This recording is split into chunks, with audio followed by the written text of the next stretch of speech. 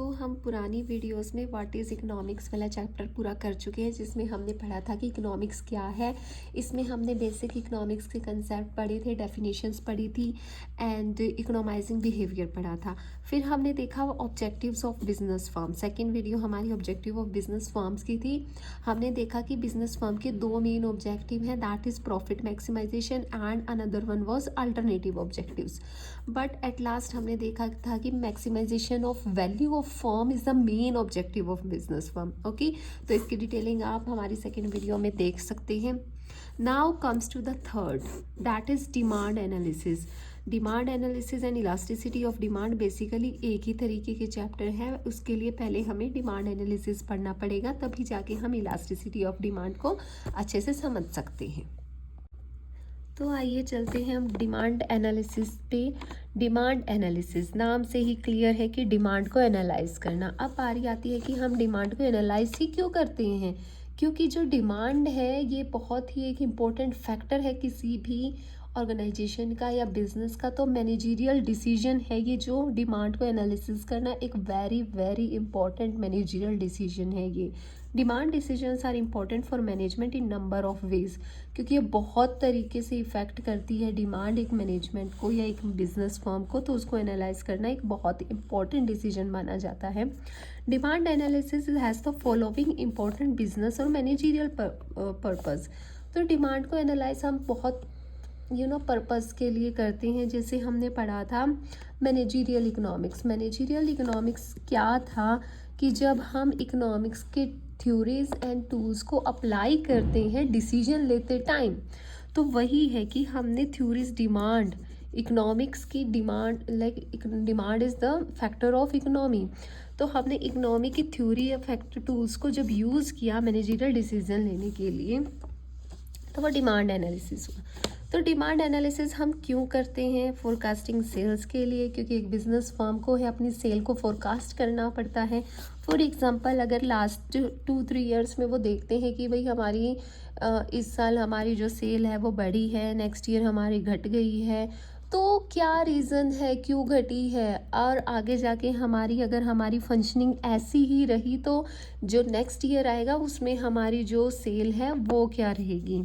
Okay, तो इन चीज़ों को एनालाइज करने के लिए भी मैनेजर जो है ये डिसीजंस इम्पोर्टेंट रोल प्ले करते हैं, ताकि उनको उनकी सेल पता लग जाए कि एक्चुअल में उनकी सेल कितनी होने वाली है। अगर उनको लग रहा है कि हमारी सेल कम होगी तो वो अपनी फंक्शनिंग में चेंज आउट करेंगे, अपने प्रोडक्ट का प्राइस को चेंज कर देंगे या कुछ नए टूल्स या कुछ उसमें और क्वालिटीज़ को ऐड ऑन कर देंगे। Next is manipulating demand. वो अपने प्रोडक्ट की, कोई भी एक बिजनेस अपने प्रोडक्ट की या कमोडिटी की जो डिमांड है उसको भी मैनिपुलेट कर सकता है डिमांड एनालिसिस से। वो देखेगा कि हमारे प्रोडक्ट की जो डिमांड है वो किस तरीके की है, कम है तो क्यों है, क्या हमें चेंज करना चाहिए हमारे प्रोडक्ट में कि जो हमारी प्रोडक्ट की डिमांड है वो बढ़ जाए। तो ये सब भी डिमांड एनालिसिस से ही होता है। Next is appraising salesman performance, क्योंकि एक मैनेजर है उसको एट लास्ट ईयर एंड अपने सेल्स पर्सन की जो परफॉर्मेंस है उसको भी अप्रेज करना होता है, तो वो डिमांड एनालिसिस का फैक्ट को यूज़ करते हैं। Then tracing the trend in the form competitive position in the market.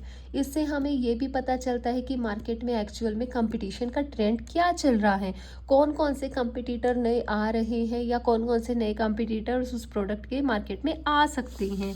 So, however, demand analysis is a primarily used for forecasting and promotion of sale. Okay, in short we can say that demand analysis जो है वो forecasting and promotion of sales के लिए ही use होती हैं। अब बारी आती है, हाँ, डिमांड एनालिसिस हमने देख लिया, अब हमें देखना है कि एक्चुअल में डिमांड है क्या। To understand demand analysis first we have to understand the basic concept of demand, law of demand and elasticity of demand. तो डिमांड एनालिसिस को कंप्लीट समझने के लिए हमें देखना पड़ेगा कि डिमांड क्या है, लॉ ऑफ डिमांड क्या है एंड इलास्टिसिटी ऑफ डिमांड क्या है। तो हम ये अलग अलग वीडियोस में ये पूरे मेन इंपॉर्टेंट टॉपिक्स हैं जो इनको कवर करेंगे। तो हम फर्स्ट आते हैं डिमांड। तो डिमांड क्या है? डिमांड को पढ़ने के लिए पहले हमारे सामने आते हैं 3 word. For example first one is desire, want and demand. कहने में आपको ये तीनों वर्ड्स सेम लगेंगे, but actual these are not the same words, इन सब ये अलग हैं। डिज़ायर का मतलब है, फॉर एग्जांपल आपके पास आपकी कोई इच्छा है, ओके मान लो आपको एक प्रॉपर्टी खरीदनी है, ठीक है, उसके प्राइस है 10 CR, 10 करोड़ रुपए हैं, ठीक है, ये आपकी इच्छा है कि आपने ये पर्टिकुलर प्रॉपर्टी को परचेज करना है, but you don't have money, आपके पास इतना पैसा ही नहीं है कि आप ये प्रॉपर्टी को परचेज कर सको। सो सिर्फ ये क्या है, आपकी एक इच्छा है, ओके, तो दैट इज डिज़ायर कि आप चाहते हो ये परचेज करना, but you have not resources to buy that thing, okay. Next is want, आपकी ये इच्छा भी है कि आपने प्रॉपर्टी को परचेज करना है, आपकी मान लिया कोई लॉटरी लग गई और आपके पास एकदम से 10 करोड़ रुपए भी आ गई, ठीक है, मीन्स यू हैव इच्छा, आपके पास इच्छा है, उस इच्छा को पूरा करने के लिए आपके पास पैसा भी है, लेकिन आप वो पैसा इस पर खर्च नहीं करना चाहते, मीन्स आपकी जो विलिंगनेस टू बाय है वो नहीं है, ओके। यहाँ पर क्या था, डिज़ायर में आपकी इच्छा थी लेकिन आपके पास रिसोर्सेज नहीं थे उसको बाय करने के लिए। वांट क्या कहलाती है कि आपके पास इच्छा है, उस इच्छा को फुलफिल करने के लिए आपके पास रिसोर्सेज भी हैं, पैसा भी है, लेकिन आप रेडी नहीं हो उसको परचेज करने के लिए, आप वो पैसा मतलब उस पैसे को लगाने के लिए तैयार नहीं हो। एंड डिमांड क्या है, डिमांड इज़ कि आपकी इच्छा है, आपके पास पैसा भी है और आपके पास विलिंगनेस भी है कि आपकी ये इच्छा है, इसको इच्छा को पूरा करने के लिए आपके पास एप्रोप्रिएट रिसोर्सेज भी है, एंड आप उन रिसोर्सेज को अप्लाई भी करना चाहते हो, मीन्स उस चीज़ को आप खरीदना भी चाहते हो, तो that is demand. So basically demand is the relationship between price and demand, okay. It indicates how much quantity of a commodity will be demanded at different prices. अब ये कुछ नई चीज़ है, इस चीज़ को समझने के लिए हमारे सामने आते हैं दो कंसेप्ट, एक आता है क्वांटिटी डिमांडेड, ओके, एक आता है डिमांड। तो सिंपल तरीके से समझिएगा, फॉर एग्जांपल एक पेन है, फॉर एग्जांपल ये पेन है, ओके, ये आज है 5 रुपये का, तो आप जब ये 5 रुपये का है तो आप उसके खरीदते हो 20 यूनिट, मतलब आपने 20 पेन खरीदे, तो सिर्फ ये चीज़ क्या कहलाएगी, ये चीज़ कहलाएगी क्वांटिटी डिमांडेड, कि एक पॉइंट ऑफ टाइम पे एक प्राइस पे एक पर्सन कितनी कॉमोडिटी बाय करना चाहता है, ओके। लेकिन फॉर एग्जांपल अगर अब इस पेन का प्राइस बढ़ के हो जाता है 10 रुपीज़, तो वो पर्सन जो है वो 10 की बजाय मतलब 20 यूनिट्स की बजाय अब उसकी 10 यूनिट्स खरीद रहा है, ओके। तो अगर हम इसको इंडिविजुअल स्टडी करेंगे कि 10 रुपीज़ का प्राइस, क्वांटिटी की डिमांड हुई 10 रुपीज़, तो वो होगा क्वांटिटी डिमांडेड। लेकिन अगर हम इस पूरी टेबल को स्टडी करेंगे कि अलग अलग प्राइस पे अलग अलग कॉमोडिटी की डिमांड होना, दैट इज डिमांड, ओके। और एक प्राइस पे एक पर्टिकुलर उस पर्टिकुलर कॉमोडिटी की डिमांड होना, दैट इज क्वांटिटी डिमांडेड। अगर हम सिर्फ एक को स्टडी करेंगे और हम पूरे को स्टडी करेंगे तो वो कहलाएगा डिमांड, ओके। तो कुछ डेफिनेशंस हैं डिमांड से related. First one is as per Ferguson's, demand refers to the quantities of a commodity that the consumer are able and willing to buy at each possible price during a given period of time, other things being equal, ठीक है। ये वही बोल रहा है, demand actual में क्या है कि आपके पास इच्छा है और उस इच्छा को पूरा करने के लिए आपके पास रिसोर्सेज भी हैं एंड आप रेडी भी हो उन रिसोर्सेज को यूज़ करने के लिए। So basically that is demand. And demand is कि जब आपकी उस पॉसिबल पॉसिबल प्राइजेस पे उसके कितने कितने डिमांड कर रहे हो, so that is demand, okay.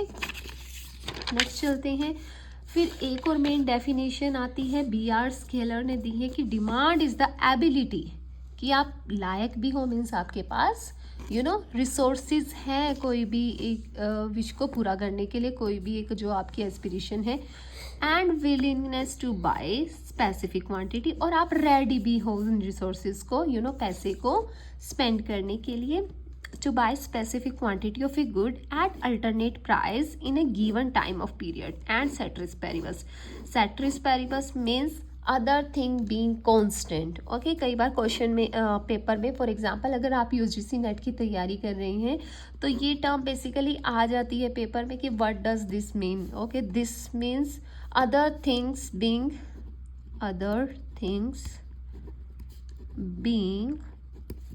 Constant. Okay, means बाकी सारे जो फैक्टर्स हैं वो कांस्टेंट रहेंगे, एंड एक पर्सन जो है उसकी एबिलिटी भी है और उसकी विलिंगनेस भी है कि और वो डिफरेंट प्राइसेस पे उस कॉमोडिटी की कितनी डिमांड करता है। ओके, तो बेसिकली इन दोनों डेफिनेशन से हमें पता लगता है कि डिमांड जो है उसके 5 कंस्टिट्यूएंट हैं, बेसिकली 5 फैक्टर्स हैं। First one is desire of a thing, आपके अंदर डिज़ायर होनी चाहिए वो चीज़ को बाय करने की। Then money to satisfy the desire, उतनी आपके पास अप्रोप्रिएट मनी भी होनी चाहिए कि ऐसा ना हो कि आप चांद लेना चाहते हैं बट आपके पास चांद को अचीव करने के लिए वो रिसोर्सेज है नहीं, तो उसको हम डिमांड नहीं बोलेंगे। दैट इज़ ओनली जो हमने टर्म पढ़ी थी डिज़ायर। ओके, डिमांड के लिए क्या है आपके पास रिसोर्सेज भी होने चाहिए उसको फुलफिल करने के लिए। Third, willingness to spend the money, आप विलिंगनेस भी होने चाहिए हो, यूँ नहीं है कि आपके पास पैसा भी है, आपके पास डिज़ायर भी है बट आप उसको परचेज ही नहीं करना चाहते। नो, उस चीज़ को हम डिमांड में कंसिडर करेंगे ही नहीं। तो डिज़ायर होनी चाहिए, आपके पास मनी भी होनी चाहिए और आप विलिंगनेस भी होने चाहिए हो उस मनी को यूज़ आउट करने के लिए। Fourth one is relationship of the price and quantity of the commodity demanded. ठीक है, कि जैसे हमने वो टेबल पढ़ी कि आज प्राइस 4 है तो आपने मान लो एक कॉमोडिटी को परचेज़ किया, कल को प्राइस 3 हो गया तो आपने 2 को कर लिया, तो अलग अलग प्राइसेस पे अलग अलग commodity. Then relationship of time and quantity of commodity. ठीक है, टाइम की अकॉर्डिंग और क्वांटिटी डिमांडेड की रिलेशनशिप को ही हम डिमांड बोलते हैं, क्योंकि ये टाइम टू टाइम चेंज होता रहता है प्राइस का और आपकी फिर डिमांड भी उसी तरीके से चेंज होगी, तो इसी को ही हम डिमांड बोलते हैं। ओके, आई थिंक इतना क्लियर होगा आप सब लोगों को। नेक्स्ट, दस demand for a increase, we can say that demand for a commodity should be expressed as a rate at which a certain quantity is demanded per unit of time at a particular price. In other words, demand is a flow activity. This is the main thing, ये याद रखिएगा क्योंकि UGC net में ये questions बहुत बार आ चुका है कि डिमांड कैसी एक्टिविटी है। इट्स अ फ्लो एक्टिविटी, और फ्लो एक्टिविटी कैसे कि अलग अलग प्राइस पे अलग अलग क्वांटिटी की डिमांड होना। जैसे कि ये अगर 4 है आज इस पेन का प्राइस तो आपने 1 उसकी डिमांड की, कल को इसका 3 हो गया फॉर एग्जांपल तो आपने 2 परचेज कर लिए, कल को 2 हो गया तो मान लो आपने 3 परचेज कर लिए। तो अलग अलग प्राइस पे अलग अलग क्वांटिटी की डिमांड होना it's demand. Okay, I hope demand आपको अब क्लियर है कि क्या है। बेसिकली इट इज़ डिज़ायर भी होनी चाहिए, उस डिज़ायर को फुलफ़िल करने के लिए आपके पास मनी भी होनी चाहिए एंड आप विलिंग भी होने चाहिए हो उसको खर्च करने के। सो उसी को हम बोलेंगे डिमांड। अब नेक्स्ट 2 टर्म्स आती हैं हमारे पास, individual demand and market demand. ठीक है, सिंपल है, नाम से क्लियर है। जब हम एक इंडिविजुअल की बात करते हैं, फॉर एग्जांपल ए कोई पर्सन है, वो किस प्राइस पे कितनी कॉमोडिटी परचेज करना चाहता है, जब हम एक पर्सन की बात करेंगे तो वो कहलाएगा इंडिविजुअल डिमांड। ओके, लेकिन हम जब हम कई सारे पर्सन, फॉर एग्जांपल ये पेन है, ओके, अब ए है कोई पर्सन है तो वो इस पेन को कितने रुपए में कितनी कॉमोडिटी परचेज करना चाहता है, तो वो उसकी डिमांड होगी, दैट इज़ इंडिविजुअल डिमांड। लेकिन अब जो इस पेन के जितने भी कंज्यूमर हैं, ठीक है, अब ज़रूरी नहीं है कि सबकी डिमांड सेम हो। कोई इसको फॉर एग्जांपल अगर ये 10 रुपीज़ का है तो कोई पर्सन चाहेगा कि मैं इसकी 10 कॉमोडिटी मतलब 10 खरीद लूँ ये पेन। कोई पर्सन ऐसा होगा कि वो सिर्फ 5 ही खरीदना चाहेगा। तो सबकी डिमांड अलग अलग होती है और सबकी डिमांड को जब हम ऐड ऑन करते हैं तो वो कहलाती है मार्केट डिमांड। ओके, अब आती है एक टर्म डिमांड स्केड्यूल। बेसिकली जब हम इन डिमांड्स को एक टेबल की फॉर्म में रिप्रेजेंट कर देते हैं तो वो कहलाता है demand schedule. Demand schedule is a table that shows different price of goods और quantity of that good demanded at each of the price. Okay, means यही रिलेशनशिप हमने प्राइस और कमोडिटी की रिलेशनशिप को जब हमने एक टेबल की फॉर्म में ला दिया तो वो कहलाता है डिमांड स्केड्यूल। अब इसमें भी दो तरीके का होगा कि individual demand schedule and market demand schedule. ठीक है, फॉर एग्जांपल जब हम एक पर्सन की डिमांड करेंगे कि जब प्राइस एक था तो उसने 4 की डिमांड करी, प्राइस 2 हुआ तो उसने 3 की डिमांड की, प्राइस 3 हुआ तो 2 की डिमांड की। ठीक है, तो ऐसे जब हमने उसको एक ही पर्सन की डिमांड को स्टडी किया तो वो इंडिविजुअल डिमांड स्केड्यूल कहलाया। लेकिन जब हमने इस एक पर्टिकुलर कमोडिटी के सभी कंज्यूमर की डिमांड को स्टडी किया, जैसे एक है रुपीज़ प्राइस है इस पेन का, तो जो ए पर्सन है वो इसकी 4 डिमांड करता है, बी पर्सन है वो फॉर एग्जांपल 5 डिमांड करता है, तो सबकी अलग अलग डिमांड है और इसका टोटल जो कहलाता है वो कहलाता है मार्केट डिमांड स्केड्यूल। ओके, ये कुछ नहीं है, जस्ट हम डिमांड को अगर एक टेबल की फॉर्म में रिप्रेजेंट कर देते हैं तो वो कहलाता है demand schedule. Okay, now comes to next. So हमने पढ़ा डिमांड स्केड्यूल। डिमांड स्केड्यूल क्या था? बेसिकली हमने डिमांड को जब एक टेबल की फॉर्म में रिप्रेजेंट किया तो हमने उसको डिमांड स्केड्यूल बोला। Now comes to demand curve. अब डिमांड कर्व क्या है? It is a simple graphical representation. Okay, जब हम डिमांड स्केड्यूल को एक ग्राफ की फॉर्म में रिप्रेजेंट कर देते हैं तो वो कहलाता है demand curve. It is a graphical presentation of A demand schedule or the curve which shows the relationship between the price of a commodity and amount of commodity that the consumer wishes to purchase is called demand curve। ठीक है, basically demand schedule को ही एक graphical representation दे देना, it's demand curve. या फिर हम कह सकते हैं कि अलग अलग प्राइस पे एक पर्सन जो है वो अपनी अलग अलग डिमांड कर रहा है, तो जो कर्व इन चीज़ों को शो करेगा that is demand curve. For example अब इसमें भी हमारे दोनों कंसेप्ट आते हैं। One is individual demand curve कि एक इंडिविजुअल की डिमांड की स्टडी करना, and second is market demand curve, मतलब बहुत सारे पर्सनस की डिमांड को स्टडी करना। अब देखिए डिमांड कर्व जो है वो कुछ इस तरीके से बनेगा।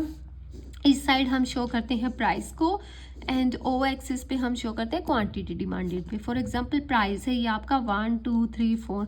जब प्राइस 1 था तो वो पर्सन रेडी था 4 यूनिट बाय करने के लिए। ठीक है, जब प्राइस 2 हुआ तो person was ready to buy 3 units of that product. जब प्राइस 3 हुआ तो वो 2 पे आया। जब 4 हुआ तो देन उसने 1 की डिमांड करी। तो ये डिमांड कर्व इस तरीके से बनेगा। ठीक है, तो ये है अलग अलग का कि ये मार्केट डिमांड कर्व जब हम बहुत सारे कंज्यूमर की डिमांड्स को स्केड्यूल करते स्टडी करते हैं। अब आप देखेंगे कि ये जो डिमांड कर्व है दैट इज डाउनवर्ड, कि ये डाउनवर्ड है, क्योंकि अब आप पूछेंगे कि मैम अपवर्ड कौन सा होता है? अपवर्ड इज बेसिकली ये वाला जो नीचे से ऊपर जाएगा, बेसिकली राइट टू लेफ्ट जाएगा, और जो डाउनवर्ड है वो लेफ्ट से राइट की तरफ जाएगा। ठीक है, इसको नेगेटिव। सो हमारे सामने क्वेश्चन आता है कि why demand curve slopes downward, की जो डिमांड कर्व का स्लोप है ये डाउनवर्ड क्यों है? जैसे आप देखेंगे कि जब एक कॉमोडिटी का प्राइस 1 था तो the person was willing to buy 3 commodities. Okay, अगर उसका प्राइस बढ़ के 2 हो गया तो उसने जो अपनी डिमांड जो है कम कर दी और वो 2 पे ले आया। फिर फर्दर उसका प्राइस और इंक्रीज हो गया तो वो अपनी डिमांड को 1 पे ले आया। तो इसी वजह से जो इसका कर्व है वो डाउनवर्ड आता है। As evident from the figure demand curve slopes downward negative from left to right. Okay, इससे हमें ये पता लगता है कि जो डिमांड कर्व है वो डाउनवर्ड है, फ्रॉम लेफ्ट टू राइट की तरफ वो जा रहा है। तो ये ऐसा क्यों हुआ? It means demand extend when price falls, कि जब प्राइस घटा, ठीक है, जब कॉमोडिटी का प्राइस कम है तो उसकी डिमांड ज़्यादा है, but contract when price rises, जैसे ही प्राइस राइज हुआ तो जो उसकी डिमांड है वो उसकी कम हो गई। Okay, downward sloping of demand curve, ये डिमांड कर्व है, which is a graphical presentation of law of demand is due to following reasons. अब कुछ और रीजंस भी हैं कि ये जो डाउनवर्ड है सिर्फ price he is not responsible, कि इसका प्राइस कम हो गया तो सिर्फ उसी वजह से बंदे ने अपनी डिमांड कर दी, नहीं। तो कुछ और रीजंस भी हैं जिसकी वजह से ये डिमांड कर्व जो है डाउनवर्ड होता है। तो वो क्या रीज़न है? First one is law of diminishing marginal utility. Okay, marginal utility क्या है? जब कोई भी एक प्रोडक्ट है, आप उसको सेम टाइम पे जितना ज़्यादा कंज्यूम करोगे तो जो उससे यूटिलिटी है वो आपको मिलनी कम हो जाएगी। फॉर एग्जांपल, आपको भूख लगी है, ओके, आपको बहुत ज़्यादा भूख लगी है, तो आपने खाना खाने आप बैठे हो, आपने एक रोटी खाई। आपने जब फर्स्ट रोटी खाई तो आपको ज़्यादा सेटिस्फेक्शन मिलेगी, उससे यूटिलिटी ज़्यादा मिलेगी। लेकिन आप सेम टाइम पे अगर फिर दूसरी रोटी खाओगे, ठीक है, आपको उससे थोड़ी फर्स्ट वाली रोटी से थोड़ी कम लगेगी, क्योंकि आपकी जो भूख है वो थोड़ी बहुत कम हो चुकी है। और अगर आप 3 खाओगे फिर इसके बाद चौथी रोटी खाओगे तो वो क्या है कि आपकी डिमांड कम हो जाएगी, आपकी यूटिलिटी कम हो जाएगी। तो ये भी एक फैक्टर है कि जिसकी वजह से जो डिमांड है वो कम हो जाएगी। ओके, क्योंकि जितनी आप एक प्रोडक्ट की सेम प्राइस पे जितनी ज़्यादा आप उसी टाइम पे कंज्यूम करोगे तो उससे जो मिलने वाली यूटिलिटी है वो आपकी कम हो जाती है। Next is income effect. Income effect basically related to real income change. Okay, means monetary income की बात हम नहीं करेंगे यहाँ पर, हम करेंगे रियल इनकम की बात। फॉर एग्जांपल, आज आपके पास है इनकम आपकी 15 रुपीज़, ओके, और एक कोई आपको मान लो कोई पेन मिल रहा है, फॉर एग्जांपल 5 रुपये का पेन मिल रहा है। तो इस 15 रुपीज़ की इनकम ने आप पेन को कितने खरीदोगे? 3 पेन खरीद पाओगे। अब इस पेन की जो है वो प्राइस कम हो जाते हैं 3 रुपीज़ पे, तो आप इस 3 रुपीज़ में इतनी इनकम पे कितने पेन बाय करोगे? 5। तो देखो डिमांड आपकी क्या है? बढ़ गई। ओके, तो यही है इनकम इफेक्ट कि जब आपकी रियल इनकम में चेंज आता है due to change in price of that product, तो उसकी वजह से भी जो है डाउनवर्ड मतलब स्लोप चेंज होता है। Next is substitution effect. Substitution effect क्या है? For example, I have 2 products, okay, एक मेरे पास है कॉक, एक है मेरे पास पेप्सी। ओके, आज दोनों का प्राइस है 10 रुपीज़, ठीक है, आप कोई भी परचेज कर सकते हो। कल को कोक का प्राइस बढ़ के हो गया 12 रुपीज़ एंड पेप्सी का रहा सेम। तो जैसे ही सब्सटीट्यूशन प्रोडक्ट वो होते हैं जो एक दूसरे के सेम जैसे होते हैं कि आप एक को छोड़ के दूसरा यूज़ कर सकते हो। अब कोक का प्राइस 12 हो गया तो ऑब्वियसली जो ज़्यादा पर्सन्स हैं वो इसकी तरफ डेविएट हो जाएंगे, इसकी अब पेप्सी की डिमांड बढ़ जाएगी क्योंकि उनका प्राइस कम है। तो this is the substitution effect कि दूसरे प्रोडक्ट के प्राइस में चेंज आने से, मीन्स एक्स प्रोडक्ट के प्राइस में चेंज आने से वाई प्रोडक्ट की डिमांड में चेंज आना। ओके, मीन्स एक्स जो है कॉक के प्राइस में चेंज होने से पेप्सी की डिमांड में चेंज आना, that is substitution effect. Now next is different use. आप कुछ प्रोडक्ट्स ऐसे होते हैं जिनके डिफरेंट यूज़ होते हैं। सिंपल आप एग्जांपल लेके चलिए, मिल्क। जैसे मिल्क है, आप उसको डायरेक्ट ड्रिंक भी कर सकते हैं, आप इससे कर्ड भी बना सकते हैं या पनीर भी बना सकते हैं। ओके, वेरियस यूजेस हैं। अब मान लो मिल्क की आज प्राइस है फॉर एग्जांपल 20 रुपीज़, ओके, तो कल को मान लो इसके प्राइस बढ़ के हो गए 40, तो आप क्या करोगे? इनका लिमिटेड यूज़ कर दोगे। जब प्राइस कम है तो आपने मिल्क की जो डिमांड बढ़ा दी, क्योंकि आप उसके अल्टरनेट यूज़ कर सकते हो। आपने कुछ पीने के लिए रख लिया, कुछ का आपने दही बना ली, कुछ का आपने पनीर बना लिया, लेकिन कल को आपकी डिमांड 40 पे आ गई तो आपने उसकी डिमांड थोड़ी सी कम कर दी, आप सिर्फ अब उसको पीने में यूज़ करते हो, आपने दही या फिर पनीर का जो ऑप्शन है उसको साइड लाइन कर दिया। Next is size of consumer group. अब कंज्यूमर ग्रुप क्या है? फॉर एग्जांपल, एक कोई प्रोडक्ट है एंड उसकी लग्जरी प्रोडक्ट है फॉर एग्जांपल, और उसका प्राइस बहुत हाई है, तो कुछ ऐसी क्लास है जो रिच क्लास है, सिर्फ वो इसको बाय कर सकती हैं। अब कल को उस प्रोडक्ट का अगर प्राइस कम हो जाता है तो उसका कंज्यूमर ग्रुप बढ़ जाएगा। जो पर्सन्स, जो पीपल उसको पहले नहीं बाय कर सकते थे वो उसको डेफिनेटली बाय करेंगे। So this is size of consumer group. तो ये कुछ रीजंस हैं जिनकी वजह से जो हमारा डिमांड कर्व है उसका स्लोप डाउनवर्ड होता है। And this is the most important topic. ये एग्जाम्स में आता ही आता है, चाहे आप बीबीए के एग्ज़ाम दे रहे हो या आपके पास बीए इकोनॉमिक्स है या फिर आप बीकॉम ऑनर्स या बीकॉम में पढ़ रहे हैं, तो इकोनॉमिक्स में ये क्वेश्चन आता ही आता है हर बार। ओके, तो आगे चलते हैं।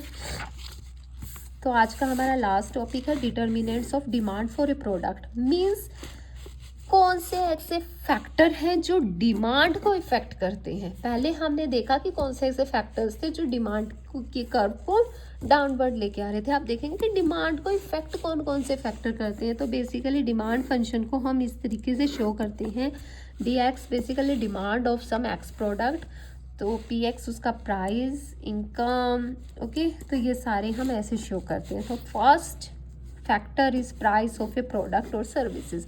सिंपल सी बात है, अगर किसी प्रोडक्ट का प्राइस कम हो जाएगा तो हम उसकी डिमांड बढ़ा देंगे। ठीक है, अगर प्राइस कम होगा तो उसकी डिमांड क्या है, बढ़ जाएगी।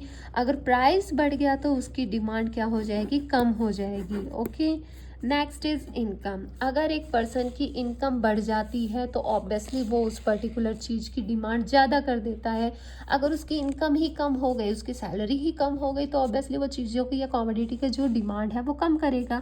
अब यहाँ पर हमारे सामने 4 तरीके की कैटेगरीज आती हैं कॉमोडिटीज़ की। फर्स्ट वन इज़ एसेंशियल और बेसिक कंज्यूमर गुड्स।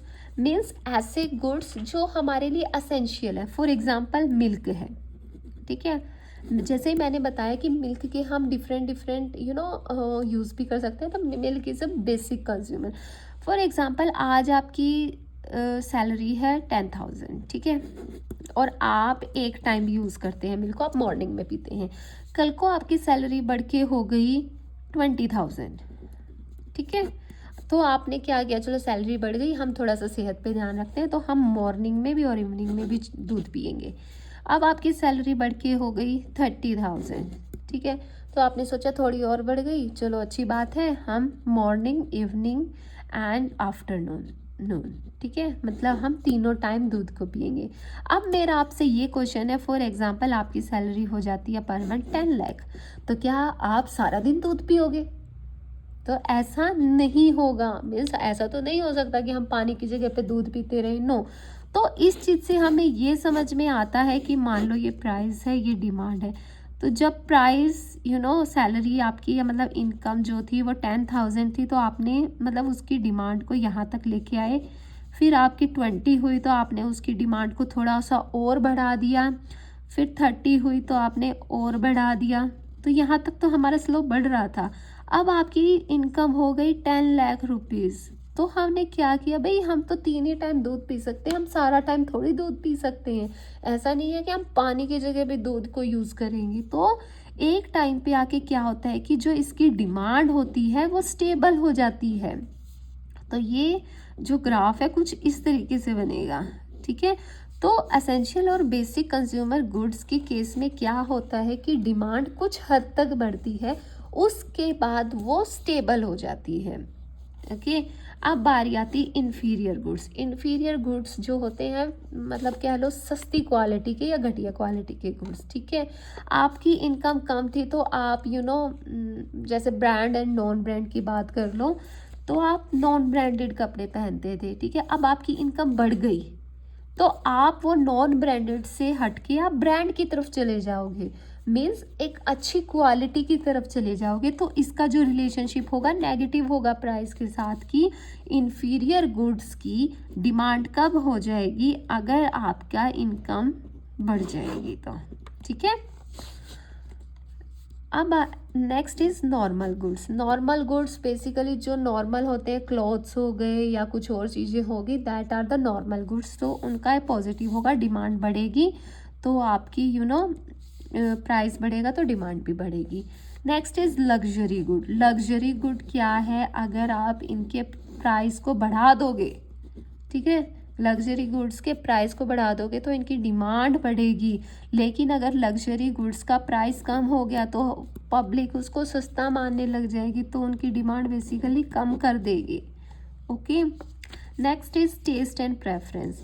तो taste and preference of individual जो है वो चेंज होता रहता है। फॉर एग्जांपल अगर किसी को एक ही ब्रांड पसंद है तो वो इसी ब्रांड पे स्टिक रहेगा, वो उसका प्राइस चाहे कितना भी हो जाए वो उसकी डिमांड को चेंज आउट नहीं करेगा।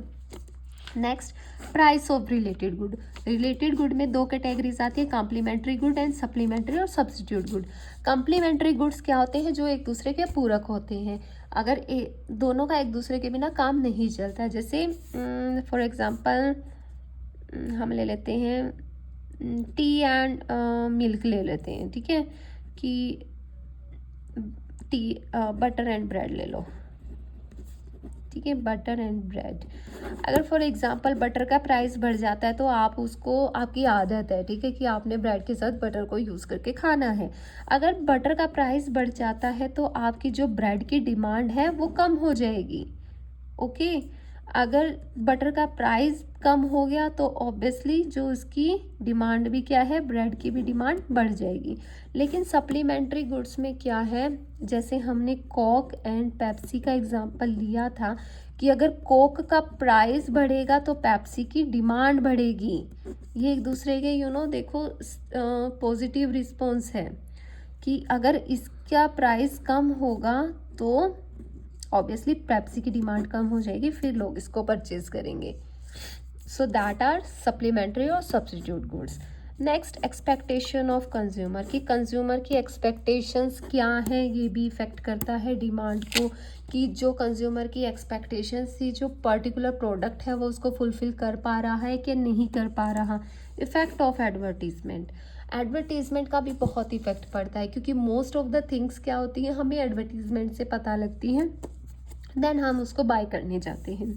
Then distribution of income in a society, अब आप देखोगे कि सोसाइटी में इनकम का डिस्ट्रीब्यूशन कैसा है, ये वो सेम है या अलग है, मीन्स कि या तो सबके पास या तो सब अमीर है या सब गरीब है। ऐसा ना हो कि आधी सोसाइटी अमीर है आधी सोसाइटी गरीब है, तो उसका भी डिमांड पर बहुत इफेक्ट पड़ता है। Then growth of population, obviously जितनी ज़्यादा पॉपुलेशन बढ़ेगी कोई भी प्रोडक्ट है तो डिमांड भी उतनी ज़्यादा बढ़ेगी। फिर आता है गवर्नमेंट पॉलिसी। अब गवर्नमेंट पॉलिसी का भी डिमांड पे इफेक्ट पड़ता है। फॉर एग्जांपल कैसे, मैं आपको बता देती हूँ। अगर गवर्नमेंट टैक्स को ऐड कर देती है, टैक्स लगा देती है, टैक्स लगा दिया तो जो पब्लिक की जो इनकम है वो कम हो जाएगी। इनकम कम हो गई तो ऑब्वियसली डिमांड कम हो जाएगी। ओके, अब गवर्नमेंट ने फॉर एग्जांपल सब्सिडीज़ प्रोवाइड कर दी, सब्सिडीज़ प्रोवाइड कर दी तो इनकम क्या होगी, बढ़ गई। इनकम बढ़ गई तो डिमांड भी बढ़ गई।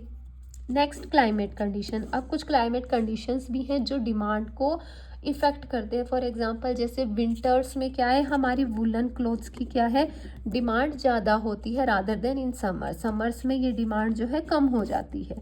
सो ये कुछ बेसिकली फैक्टर्स थे जो डिमांड को इफ़ेक्ट करते हैं। Price of a product, income, taste और preference of the individual, price of related goods जिसमें हमने कॉम्प्लीमेंट्री और सप्लीमेंट्री या सब्स्टिट्यूट गुड्स पढ़े, एक्सपेक्टेशंस क्या है कंज्यूमर की, एडवर्टीजमेंट है कि नहीं है, डिस्ट्रीब्यूशन कैसी इनकम की सोसाइटी में, या growth of population, government policy and climatic condition. तो ये कुछ फैक्टर्स थे जो डिमांड को इफेक्ट करते हैं।